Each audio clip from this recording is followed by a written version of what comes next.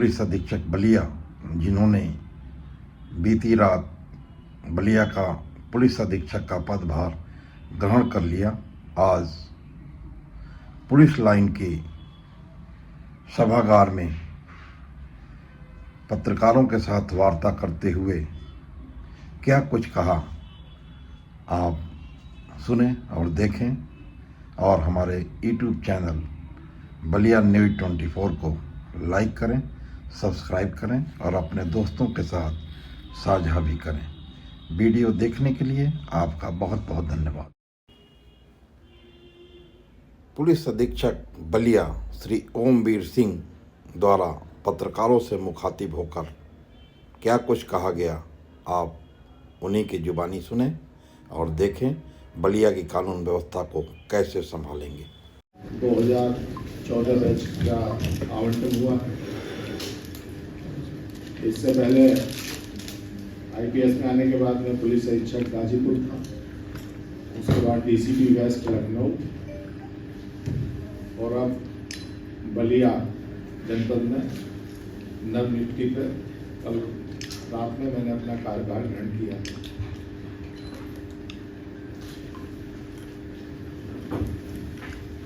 Police अधीक्षक के रूप में जो प्राथमिकता है उत्तर प्रदेश सरकार की है, अपराध नियंत्रण में के संदर्भ में और अपराधियों के विरुद्ध कार्रवाई करने के संबंध में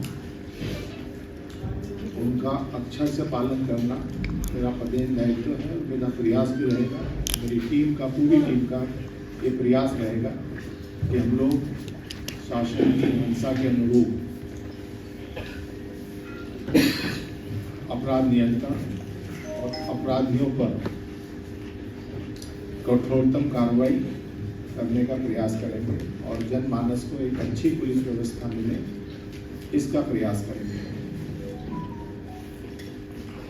क्योंकि आप एक बड़ा महत्वपूर्ण अंग है समाज के। आप लोग हम लोगों की बात जनता तक पहुंचाते हैं, जनता की बात हम लोगों तक, क्योंकि आपकी आउटरीच बहुत ज़्यादा है पत्रकार बंधुओं की। कई बार ऐसा होता है आप लोगों की जानकारी में कई विवाद आ जाते हैं, घटनाओं की जानकारी होती है, आप बताएंगे, आपका स्वागत है। बताना भी चाहिए सजग नागरिक के रूप में, आपका उत्तरदायित्व भी है और हम लोग इसे अगर पहले से संज्ञान में होगा तो आपको बता देंगे कि वे संज्ञान में है, कार्रवाई कर रहे हैं, नहीं तो उसको संज्ञान लेकर उस पर निश्चित रूप से कार्रवाई की जाएगी। बाकी जनपद के बारे में, इसके क्राइम पैटर्न के बारे में, यहाँ होने वाले अपराधों के संबंध में जो हमारे दोनों एडिशनल एसपी साहिबान हैं, काफ़ी वरिष्ठ भी हैं और काफ़ी दिनों से यहाँ पे हैं, तो जो भी इनकी जानकारी है, इनका अनुभव है, उसका लाभ मुझे मिलेगा और मैं लूँगा। ये मेरा प्रयास रहेगा, क्योंकि हम लोग अब बैठ के आज मैं सभी थाना प्रभारी, सभी राजपत्रित अधिकारियों से भी बात करूँगा 3 बजे, और अगर कोई यहाँ की विशिष्ट समस्या होगी तो उस पर विशिष्टता के साथ ही ध्यान दिया जाएगा। और बाकी ये उम्मीद है कि विगत दिनों बलिया में कोई बहुत ऐसी स्थिति नहीं है लॉ एंड ऑर्डर की या अपराध की कि जो बड़ी चिंतनीय हो। ठीक है, समाज है तो चलता रहता है, मतलब 4 बर्तन होते हैं वो भी खड़खड़ाते हैं। तो आपसे आज मैं ऑफिस में बैठा था, काफ़ी लोग मर्यादी जो कंप्लेनेंट हैं वो आए, ज़्यादातर इश्यू जमीन रिलेटेड है। उसमें पुलिस की एक सीमित भूमिका होती है, उसके अनुरूप ही हम लोग कार्य करने का प्रयास करेंगे, क्योंकि जमीन संबंधी विवादों में पुलिस की कोई बहुत परोक्ष रूप से भूमिका नहीं होती है। कब्जा दिलाने या कब्जा हटवाने में उसमें हम लोगों को राजस्व का ही सहयोग लेना पड़ता है। लेकिन क्योंकि police visible symbol of state है, क्योंकि जहाँ सरकार की अनुभूति लोगों को होती है तो पुलिस को देख के होती है वर्दी के कारण। बाकी तो सभी विभाग अपना अपना काम कर रहे हैं।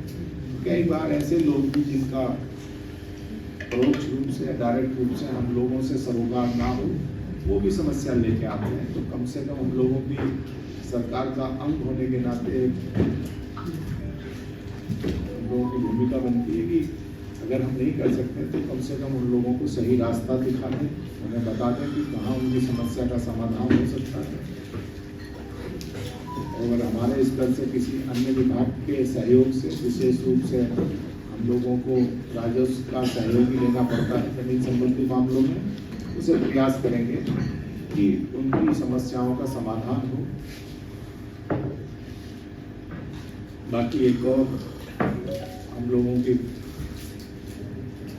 प्राथमिकता रहेगी, वो हमारे पुलिस मुख्यालय की भी प्राथमिकता है।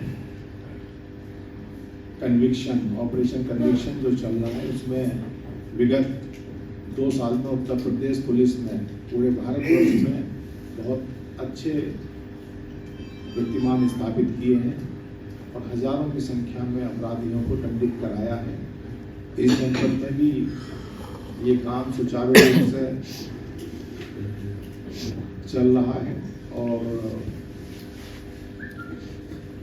मुकदमा लिखने के बाद, उसका ट्रायल होने के बाद अगर अपराधी को सजा मिल जाती है तो पूरे सिस्टम को एक अच्छी अनुभूति होती है कि कम से कम जो मेहनत हमारे भाइयों ने की, उसने जो विवेचना की, उस पर माननीय न्यायालय द्वारा उसका संज्ञानित होते हुए उस पर अगर सजा के लिए